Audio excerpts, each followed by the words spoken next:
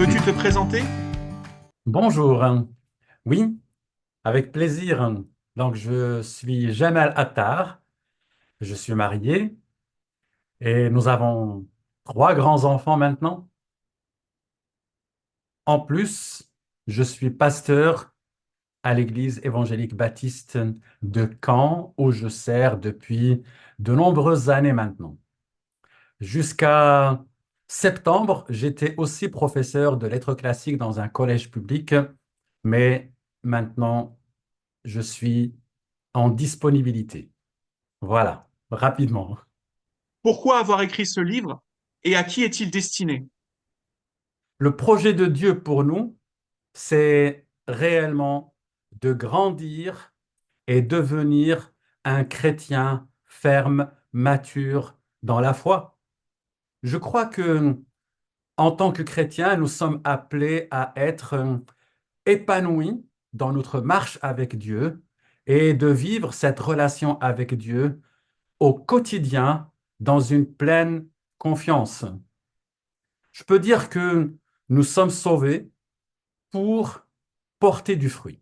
Et la question, ou plutôt la remarque que j'ai pu faire, c'est que pour beaucoup de chrétiens, quand on se convertit, on va grandir très très vite. Et puis arrive un moment où le développement de la foi va stagner. Et certains, malheureusement, se contentent de cet état-là. Je dis certains parce que ce n'est pas le cas de tous. Beaucoup soupirent en réalité, désirent réellement vivre dans une relation forte avec le Seigneur, désirent marcher dans l'Esprit Saint. Mais le problème, c'est qu'ils ne savent pas par quel bout prendre la chose. Comment grandir dans la foi et devenir ce chrétien que Dieu a conçu dans notre cœur. Comment grandir? Le livre répond en réalité à cette question. Tout chrétien a le désir de grandir et donc ce livre est destiné à tous les chrétiens. Je pourrais dire que avant j'avais écrit donc un livre dont le titre est Le chrétien mature. Et dans ce livre, je regardais le chrétien en tant qu'arbre, si je puis dire, mais je ne regardais que la couronne de l'arbre, c'est-à-dire ce qui sort de terre. Dans ce livre, des racines et du zèle, je m'attache plutôt à examiner les racines de cet arbre-là. Autrement dit, ce sont les racines qui font l'arbre. Si j'ai parlé de l'arbre, ce qu'on en voit, dans ce livre, je parle des racines qui font qu'on devient un bel arbre qui porte du fruit à la gloire de Dieu. En quoi les racines sont-elles indispensables pour traverser la vie chrétienne? Lorsque nous examinons la parole de Dieu, nous voyons que le Seigneur compare très souvent les chrétiens à des arbres, à l'olivier, au palmier, et ainsi de suite. Et de nombreux passages nous viennent à l'esprit, par exemple le psaume 1, Jérémie 17, où on voit qu'un arbre épanoui, c'est un arbre dont les racines sont nourries de la sève véritable et vont vers le courant d'eau. Et on voit donc à travers ces images que les racines sont absolument indispensables parce que c'est par les racines que l'arbre se nourrit et l'arbre se développe. Et donc, ces racines sont l'image de ces convictions chrétiennes et de ces vérités spirituelles et même des pratiques quotidiennes que nous vivons et elles sont vraiment nécessaires pour que le chrétien se nourrisse et ainsi grandisse dans la foi. Pourrais-tu nous donner deux outils essentiels pour s'enraciner? Dans le livre, j'en développe plusieurs et donc je vais prendre deux à titre d'exemple. Le premier outil, c'est celui de l'environnement. Il me semble indispensable qu'un chrétien veille sur son environnement. Aujourd'hui, nous parlons beaucoup de pollution et les arbres souffrent de pollution. Et il ne va pas autrement pour un chrétien quand son environnement provoque une pollution. La Bible est claire que nous avons besoin de choisir nos amis si nous voulons être influencés de manière positive par ceux que nous côtoyons. Paul dit clairement, les mauvaises compagnies corrompent les bonnes mœurs. Et je crois que nous serons tous d'accord de dire qu'effectivement, ceux que je fréquente vont influencer positivement ou négativement ma marche avec le Seigneur et ma croissance. Et donc, l'environnement dans lequel je vais évoluer est très important. Et c'est pour ça que je parle aussi de l'enracinement dans la communauté, parce qu'un environnement chrétien va m'aider à grandir. Le deuxième outil, c'est celui des rencontres providentielles. Qu'est-ce que ça veut dire? Ça veut dire que nous vivons tous des rencontres que Dieu a prévues pour nous.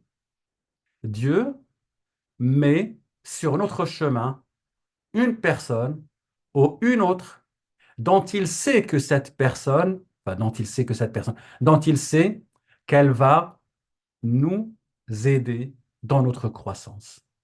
Et nous avons besoin d'être attentifs les uns et les autres à ces personnes que nous rencontrons pour voir comment Dieu les place sur notre chemin pour nous aider à grandir par elles. Mais en même temps, Dieu nous place aussi nous-mêmes comme des chrétiens providentiels pour aider les autres à grandir. Parce qu'en réalité, c'est réciproque. Hein, cet outil de rencontre providentielle, c'est réciproque. C'est-à-dire que je grandis par l'autre parce que l'autre grandit par moi aussi. Quelle est la part de l'Esprit Saint d'un côté et la part de l'être humain de l'autre dans ce processus? Grande question, n'est-ce pas? À cette question, quelques-uns répondent, ma part est 100%, je dois devenir mature et grandir, m'enraciner tout seul. D'autres disent, non, je dois être totalement passif et euh, ne rien faire, ne compter que sur Dieu. On pourrait dire que pour les uns, c'est 100% humain, pour les autres, c'est 100% Dieu et zéro pour l'homme chrétien. Et d'autres, vous savez, hein, quand on veut ni l'un ni l'autre, on choisit le milieu, on dit non, non, c'est 50%, 50%. Un peu Dieu, un peu moi. En réalité, c'est ce que j'ai développé dans le livre. Il s'agit de tout faire comme si tout dépendait de moi et tout faire comme si tout dépendait de Dieu. Donc ce n'est pas 50-50, c'est 100% moi et 100% Dieu. Dieu vraiment intervient par moi parce que moi, je m'abandonne entre ses mains. Et ce qui me convainc dans cette vérité-là, c'est ce que Paul dit dans Philippiens, un passage vraiment magnifique. Vous vous rappelez, hein, il exhorte les chrétiens de Philippe en leur disant, travaillez à votre salut.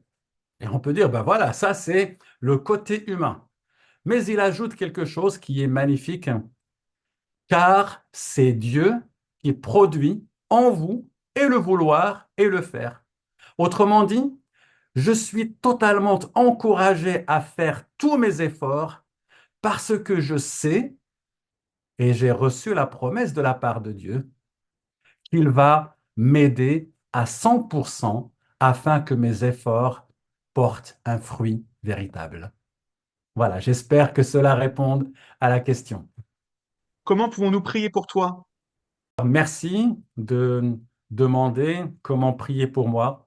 C'est vraiment un sujet très important. Je suis de plus en plus convaincu que la prière des autres croyants est essentielle et j'aimerais vraiment qu'on prie pour mon ministère, voilà, à l'Église, pour que je le fasse avec joie et que je sois utile au peuple de Dieu. C'est mon plus grand désir, d'être un instrument entre les mains de Dieu pour justement aider les autres à grandir. Pour ainsi dire, être quelqu'un que les autres rencontrent grâce à la providence de Dieu. Deuxième chose, j'aimerais vraiment qu'on prie pour des projets personnels que j'ai actuellement pour que le Seigneur les fasse réussir. J'aimerais qu'on prie pour ma famille, voilà, que le Seigneur nous aide. Voilà, nous avons un garçon qui a des problèmes de santé assez graves, même très graves. Et merci de prier vraiment pour lui, pour que le Seigneur le guérisse. Voilà, quelques sujets.